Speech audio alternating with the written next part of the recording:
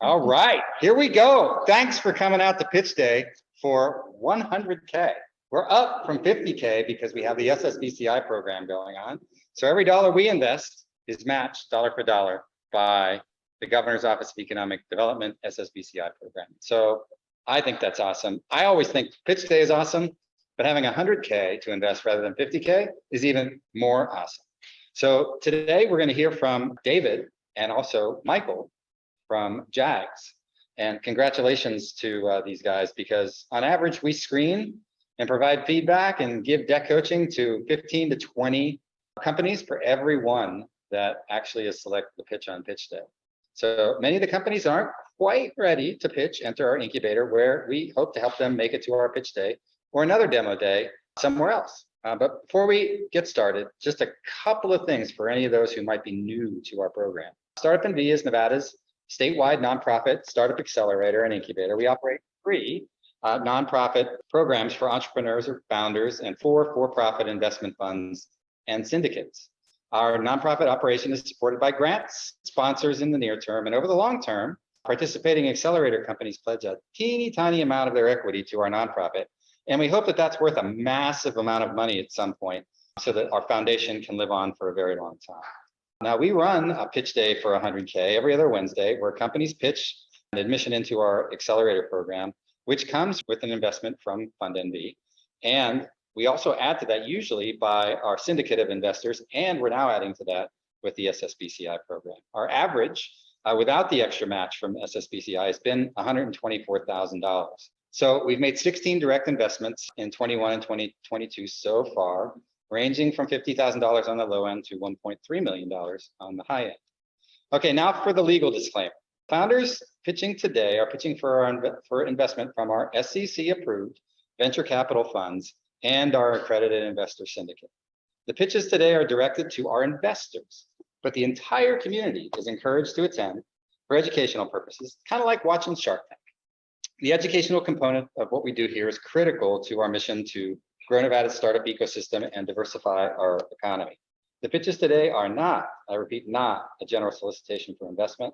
Information on our programs for entrepreneurs and accredited investors, please visit our website at startupnv.org. Our nonprofit work with entrepreneurs, along with people interested in startups and investing, would not be possible without the financial help from our sponsors and supporters, the City of Las Vegas, the Nevada Governor's Office of Economic Development, Eide Bailey, and KPMG. If you're someone or you know someone who might be able to help with financial support or in-kind services, please introduce them to me or my colleague, Andrew Baca, and we will sign them up. Would love for everybody here to make Startup NV your charity of choice on Amazon Smile. If you don't know what that is, just send us an email. We'll tell you how to do it. We get a teeny tiny percentage of the money you spend on Amazon if you make us your charity on Amazon. Other big announcement is our free founder bootcamp starts on October 11th, the second Tuesday in October. So there's 12 sessions that end after taking a quick break during the holiday period in the middle of January. That all leads to our investor bootcamp, which is this year going to invest $400,000 in one startup. And if we raise more money, we'll invest even more. Now we're going to move on to Jagz app, and I believe David Jaget is going to be presenting. And then for questions, he has his brother Michael here as well. Well, thank you, everybody. Thanks for giving us this opportunity to show you Jagz. I am David Jaget, and Michael's actually my son, and he's my son, but he's my co-founding partner as well. We're both avid bike riders. We're not unusual. Biking is the largest participatory sport in the world. So there's a lot of us out there. And Michael and I one day, a couple years ago, said, hey, we're going to go to Italy and we're going to travel and we're going to ride. It turned out to be not an easy feat to accomplish. Became extremely complicated, even though Italy is a massive biking market, as most European countries are. In fact, most countries around the world. So we set out to sort of fix that problem. But before that, we actually realized that at home, it was just as disjointed. There is no unified platform. There's no unified way for cyclists, whether they be mountain bikers, road or gravel, to communicate, to form communities, clubs, groups, friendships, and create rides that people can actually go on. So Michael and I decided we were going to do this. We realized the size of the opportunity was tremendous. So it was really kind of no looking back. So we set out to create this one-stop platform where all the resources for a cyclist are in the palm of their hand, literally anywhere they go in the world. So anywhere, and they can do it right now. Anywhere they go in the world, they can find local cyclists. They're called hosts.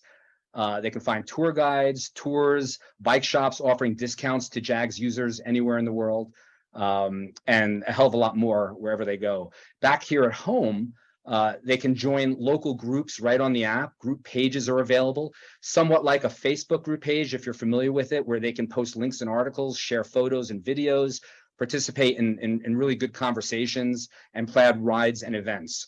And it's all passion driven. This is, the cycling community is really a passion sport. Go ahead, Mike. All right, cool. And I'm going to do the addressable market here. So for our total addressable market, we made the assumption here using data from global biking industry valuations. It's expected to hit 11 billion with 12% annual growth rate by 2027. For the service addressable market, we felt that it would be a really great segment to target global cycling tourism specifically. And by 2030, the annual growth rate is expected to be 15%. And then out of the SAM, our obtainable market was an assumption we made based off the fact that we expect with proper funding to have about 15 million users on the low side. We wanted to be conservative here with this number. And using Strava's subscription rate, which is about 5%, they're a comparable app with a target demographic that we're focusing on. We estimate that will be 75 million SOM in 5 to 7 years. Michael, why don't you point out though that the numbers you're looking at are mountain bike only. It's about a 4-time multiple for cycling around the world. So we tried to choose the smallest amount that we could to be extremely conservative. The app is not just for mountain biking; it's for all biking. Road cycling, e-bike, gravel. Competitor landscape, we have actually no direct competitors. However, we have great comparables that are around. Michael mentioned Strava. It is obviously the most famous. It is a unicorn, I guess you would say. Its value is it's got over 100 million users right now. I think it's $1.5 billion value.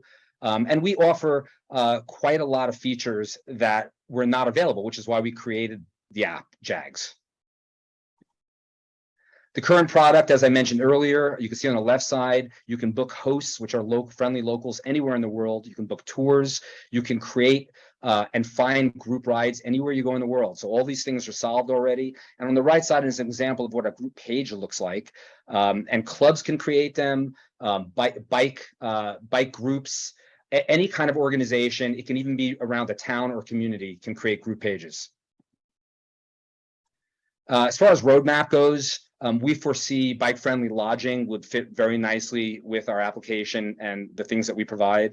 Jagz Life is video content, much like you see on TikTok and Instagram. However, the difference will be that it is based not on popularity, but on location-driven. So anywhere you go in the world, you can see a video of what it looks like to ride in that area, tap the video, and you can chat, look at the host's profile, and book them right through the app.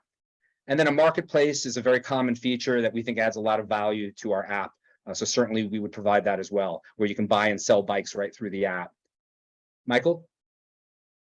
Cool. Yeah. So in terms of revenue streams, we have quite a few revenue models built into the product. The one that we've highlighted at the top, which is subscriptions, we foresee to be probably the most valuable. Users can subscribe to different tier models that offer a slew of features. Booking fees is going to be the next one. We take 25%, 15% from the user making the booking, 10% from the guide, accommodation, etc. And this is based off of models that we took from other booking platforms. Then we see advertising being really substantial because our app is dedicated towards a specific demographic, specific target audience. Facebook, Instagram, all oversaturated. You have to compete for advertising space, especially in the industry. You have to figure out who you're actually targeting and we're delivering exactly who bike companies want to be targeting to. Then destination tour partnerships is also going to be very valuable. We have really great relationships with several of the biggest tour companies that provide, high value destination tours. So it's about 15 to 30% commission that we get from referral bookings. And then we're collecting consumer trend data, not PII, because I know this might come up. We're not necessarily collecting personal information from the user, but as a part of user profiles, we ask them to fill out like fun questionnaires about their favorite products, what bikes they like to ride. And since we're a passion-driven industry, users really like to share that information, show off what bikes they have, what gear they ride with, etc. In terms of marketing strategy, we've sort of validated the market with social media advertising to start with. We got really, really great rates for download, like good CPIs across the board, both for North America and globally, beating the global, averages.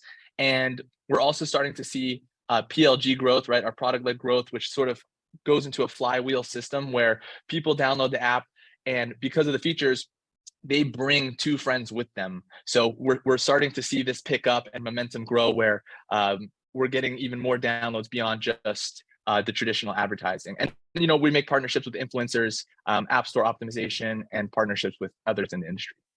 Yeah, here's a little screen about some of the relevant app valuations that are in our industry: Strava, Swift, HipCamp. We include that as well. We can look at this later for more details, but these are very successful apps that I think we can not only compete, but do better than. Our ask is this a seed money round of 1 million for us? And 55% would go to marketing, 20% towards development and staffing, adding to the brain trust, another 25%.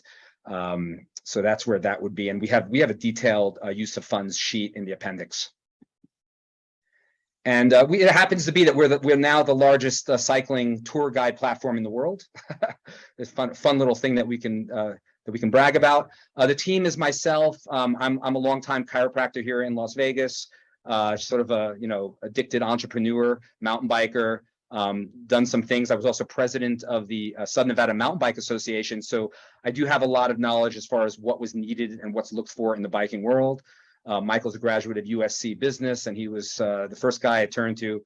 Bacon Seed Technology is our development team. We've been with them for, probably 2.5 years out of India. We have 5 full-time engineers right now, 4 in India, and then 1 is Gunther on the right here. He's based out of Southern California. Nat Jacobson is a former Facebook executive who was actually responsible for rolling out Facebook globally in its early days. So he's full of valuable advice and friendship. Mike handles a lot of our legal work. And then Alan is the founder of E-Entertainment Television, and he is a marketing genius and someone that I can turn to on a daily basis. And I think that pretty much covers it. Thank you, everybody. Go ahead, Mike.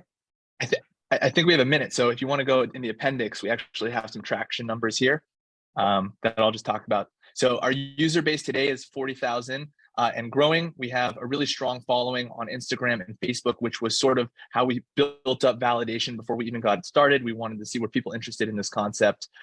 Would this work? And as you can see, without really any marketing at all, people sort of flocked to our social. Yeah, nothing. And then next slide. And then we have about 6.8 thousand monthly active users and a little over 500 daily active users. And average daily engagement per user that's on the app is about almost 20 minutes a day. So we've built in features that you can use the app not just when you travel, but also at home, and we can discuss that during the questions. But yeah, it's both at home and travel. Yeah, cool. We're still running through the appendix if you want to keep going, Mike. Yeah, we have, we've gone through some of the numbers. I'm sure you guys are going to ask us about numbers and whatnot, but, some of the best things that I can point to are obviously our ratings in the App Store and what people say about the app. These are all done on their own accord. So we're very, very proud of what we've created, as you can imagine. Michael and I have worked our tails off for years on this. Okay. Okay. Thank you. That time's up. Okay. Thanks to our participants for coming out today. Just a few program notes to wrap up. Investors, if you're curious about how to become an investor, we have 4 funds, 4 opportunities. Our pre-seed fund, Fund NV, which makes these $50,000 investments in the companies like this, which are matched by our state. Our annual conference fund, Angel NV, it's a $5,000 investment from folks who want to join that. It's a hand-on class in angel investing. This year's prize investment is $400,000 from that group. Our seed fund, the 1864 fund, is a $10 million seed fund that's going to do some follow-on in the current investments and to get the companies that are a little bit larger than what our pre-seed fund can make investments in. And then we have our investor syndicate who jumps into everything. They jump on top of the investments that we're making now, both from Fund NV and Angel NV, and for things that don't quite fit into our profile, things that are outside of the fund's purview. The syndicate jumps in and makes investments. So you can find out about all this stuff on our website at startupnv.org. You do have to be an accredited investor to join any of our funds or things like that, but you'll find out all the information on the website. So we'll see you right back here in 2 weeks. We're going to hear from Rowdy Bars and Phoenix on September 21st. Another awesome pitch day for 100K. And until then, take care of yourself. And if you can, somebody else too.